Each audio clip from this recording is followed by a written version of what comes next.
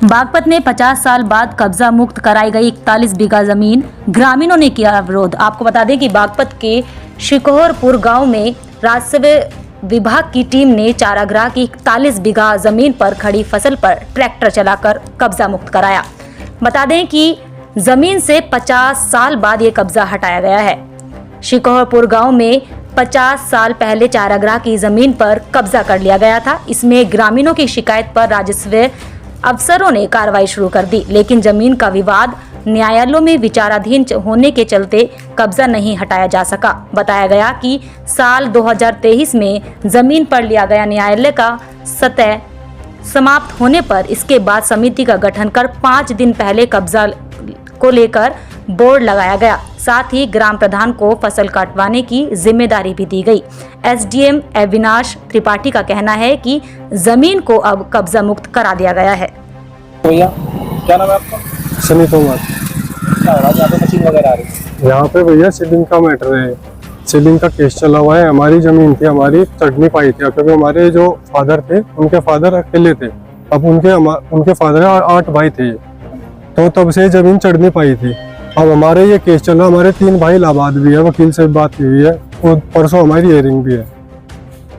बाकी इन्होंने हमें आके ये जो फसल कार्रवाई करी, हमने इनको कोई भी रोका नहीं है। फसल इन्होंने सारी उजाड़ दी। ये हमारी कम से कम 1 साल की मेहनत थी, सारी फसल उजाड़ दी। बाकी जो प्रशासन ने हमने बोल दिया आपने अपना काम कर लिया, हम अपनी फसल काट लेंगे, तो भी उन्होंने कोई भी फसल ना काटी ना हमें मतलब विरोध कर दिया उस पर। नहीं हमें अपने पास आते हमारे कल मैं यहाँ पे थे, मैं बाहर, मेरे 2 भाई इलाहाबाद, एक मेरा बच्चा जो उनका आधार कार्ड नहीं बना वो नोएडा, उनके नाम FIR कर दी ताकि हम यहाँ ना पाए। सुबह से हम खेत में घूम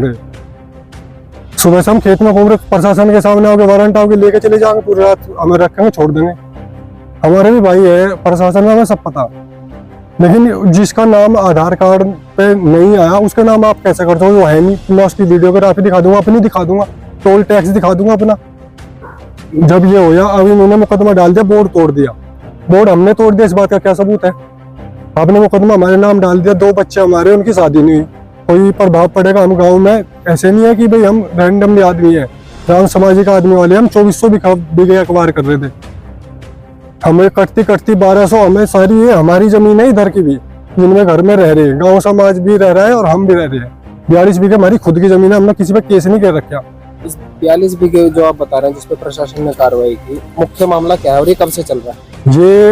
ये तो केस चल रहा है बहुत लंबे टाइम से। जब हमारे पापा केस लड़ते थे, अब ये एक्सपायर हो गए 8 भाई, अब हम 11 भाई बचे हैं हमके।